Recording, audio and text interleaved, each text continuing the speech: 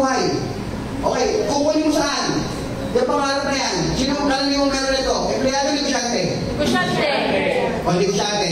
Lahat yan, pangarap natin. Minsan, hindi mo na nakikisip, tumatanda na ako wala pa ako nakukuha sa pangarap ko Bakit? Kasi hindi tayo aware. Kasi na-orient tayo mula ng bata, mag-aral ka mabuti, pag nakatapos ka, maghanap ka ng magandang trabaho. Ang mindset ng Pilipino, trabaho. Ang mindset ng Inche, ikaw aral buti, ha? Pag ikaw tapos, para hindi ikaw loko, hindi ko Kasi nga pinag-aaral nila yung anak, para hindi maloko, pag-ahawak na ng negosyo. Ikaw, nila payong, ha? Ikaw mo, yung Inche, payong ka lang tinda, pero isang warehouse puro payong. Di ba yaman? Kasi negosyo mindset. Ayaw punta Pilipinas, ha? Kasi tao sa Pilipinas, gusto trabaho, ayaw negosyo. Mas gusto Pilipino, trabaho, sweldo. Sila sweldo, tayo profit. Yes. Mas magandang profit kesa salary. Ngayon, yung mayaman, negosyante. Ngayon, kung magtatrabaho ka, 40 years career employment, magre-retire ka na 60. At age of 60, retire ka na kahit malakas ka pa. Ano gagawin mo? Punta ka sa barangay, magtatanod ka, 1.5 isang buwan.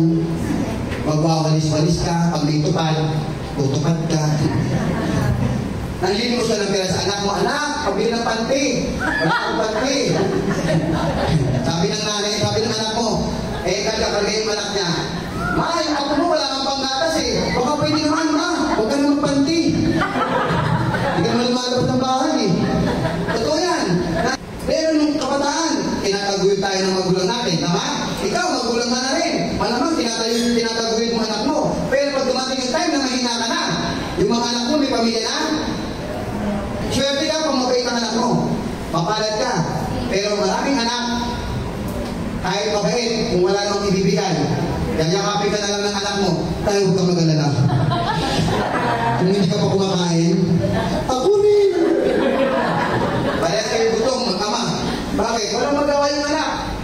Hindi ka magmadamot. Wala ka lang talaga ibibigay. Sabi nila madamot. Hindi madamot, wala ka lang ibibigay. Okay? Pagka nag-traditional business ka naman, ay wala ka na pangkasan dito, di ba? Big capital, skills, risk, competition. Franchising naman. Jollibee, 45 million. After 10 years, bago bumalik yung 45 million mo. Okay naman yan. May yaman yan after 10 years, ROI na ako. Ito, 7-Eleven, 6 million. Show my house, 500,000. Pinakamurang negosyo. Ang kinikita, 20 kumil neto. 500,000 pa. 20 kumil na nga naman neto, ha? Hindi mo pa kaya ilabas yung puhunan na yan? Ano gagawin mo? Mamamasukan na lang ako habang buhay.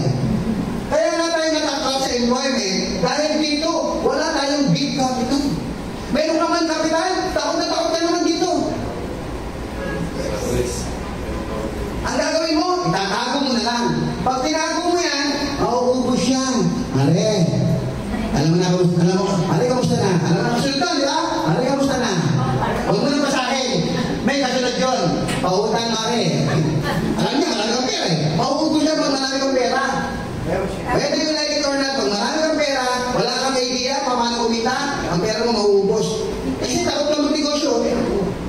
Buong buhay mo, nag-employee ka Yung lump sum pay mo, hindi mo mailaban. Bakit? Wala kang? OFW? Konti lang yung mayaman dyan, guys. Marami ng OFW. Bili mo, sa video ko lang lumalaki yung bata. Ang kita nga ako, tumatakbo na. Tumatakbo na ako. Lumalaki na. Kasi grade 1 na. Kita nga ako, naglalaro. Maya-maya ako. Ay, dalawa na sila. Kamukha ni kumpare yung isa. Artista o vlogger?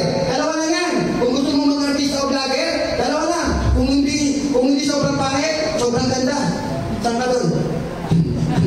Sobrang pangit, sobrang ganda. Ang hirap sumikat ngayon. Pagka nasa gitna ka, ikaw sisikat. Live good! Yes! Kita pala sa niya naman.